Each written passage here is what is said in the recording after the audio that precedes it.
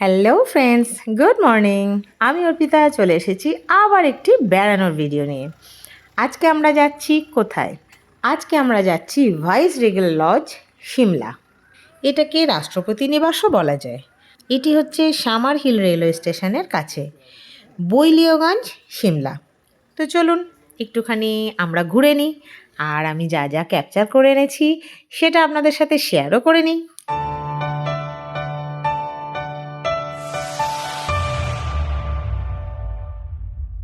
পূর্ব ভারতের ব্রিটিশ ভাইসরয়ের বাসভবন, the viceroy lodge, যা রাষ্ট্রপতি নিবাস নামেও পরিচিত, হিমাচল প্রদেশের সিমলার অবজারভেটরি পাহাড়ে অবস্থিত। এর নির্মাণ 1880 সালে শুরু হয়েছিল এবং 1888-তে শেষ হয়েছিল। এই স্থানটি ভারতের ভাইসরয়দের গ্রীষ্মকালীন আবাসস্থল হিসাবেও কাজ করত। তো এই দেখুন, আমরা একটা সুন্দর পরিবেশের মধ্যে দিয়ে যাচ্ছি ভাইস রেগেল লজে। আস্তে আস্তে আমরা ওখানে পৌঁছে যাব, কিন্তু তার আগে বলি রাস্তাটা বলুন কত সুন্দর লাগছে না? ওই দেখুন দেখা যাচ্ছে। তো চলুন এবার আস্তে আস্তে আমরা পৌঁছে যাই, তারপর ওখানে গিয়ে দেখি। যদিও শুনেছি যে ওখানে ভিতরে কিন্তু ঢোকা যাবে, টিকিট কেটে আপনি ঢুকতে পারবেন, কিন্তু ভিতরে কোনো ফটোগ্রাফি চলবে না। ওফ, বাইরেটা দেখেই মনটা ভরে যাচ্ছে। কি সুন্দর লাগছে বলুন দেখতে। সুন্দর সুন্দর গাছ, সুসজ্জিত বাগান এবং গোলাপ গাছ দ্বারা বেষ্টিত ভাইস রেগেল লজ সারা বিশ্বের ছুটি কাটাতে আসা পর্যটকদের আবার অতীতে ফিরে যেতে আমন্ত্রণ জানায়। এটি সিমলা ভ্রমণের একটি অবশ্যই দেখার আকর্ষণ এবং একটি ভালো অর্ধদিনের ভ্রমণের জন্য একটি নিখুঁত গন্তব্য। রাষ্ট্রপতি নিবাস নামেও পরিচিত, ভাইস রেগেল লজ এই অঞ্চলের অন্যতম বিশিষ্ট এবং ঐতিহাসিকভাবে গুরুত্বপূর্ণ স্থান। এটি নিঃসন্দেহে সিমলার ভ্রমণের জন্য সেরা স্থানগুলির মধ্যে একটি।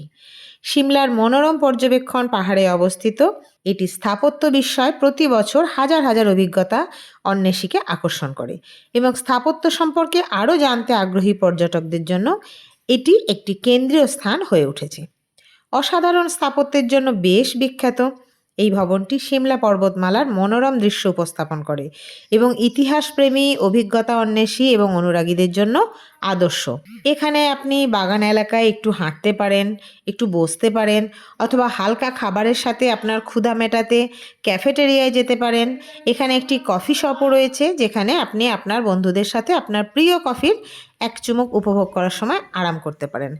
আমরা গেছিলাম ওই কফি শপটায়, ছবি তোলা হয়নি, তো সেই জন্য শেয়ার করতে পারলাম না, কিন্তু ওখানে আমরা হালকা কিছু টিফিন করেছিলাম এবং সব কফি খেয়েছিলাম।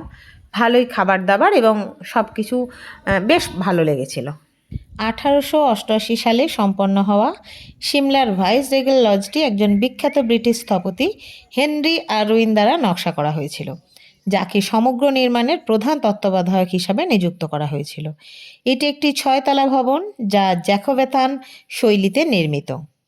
এটি একসময় লর্ড ডাফরিনের বাসভবন ছিল, যিনি নির্মাণ শেষ হওয়ার পরপরই লজে স্থানান্তরিত হন। এই স্থাপত্য বিষয়টি বিভিন্ন জাঁকজমকপূর্ণ পার্টির আয়োজনের পাশাপাশি ভারতের বিভাজনের পাশাপাশি ভারতের স্বাধীনতা সম্পর্কিত বেশ কয়েকটি গুরুত্বপূর্ণ সিদ্ধান্ত গ্রহণের জন্য ব্যাপক জনপ্রিয় ছিল। স্বাধীনতার পর লজটি ভারতের রাষ্ট্রপতির হাতে আসে। পরবর্তীতে ভারতের রাষ্ট্রপতি এটিকে পণ্ডিতদের আবাসস্থল করার সিদ্ধান্ত নেন। প্রস্তাবটি শিক্ষা মন্ত্রণালয়ে পাঠানো হয় এবং তারপর 1965 সালে লজটি গবেষণা কেন্দ্র IIAS, Indian institute of advanced স্টাডির কাজে হস্তান্তর করা হয়। তো বন্ধুরা, কেমন লাগছে বলুন? দেখতে ভারী সুন্দর লাগছে না? আর আমি যেটুকু জেনেছি সেটুকু আপনাদের সাথে শেয়ারও করছি। তো চলুন ভিতরে যাই, কিন্তু ভিতরে কোনো রকম ক্যামেরা চলবে না। তো এখন আমরা যাচ্ছি ভিতরে, যাই, যতটা করতে পারি ততটা করছি, তারপর ঘুরে এসে কি দেখলাম, কি কি আছে সেটা আপনাদের সাথে শেয়ার করছি।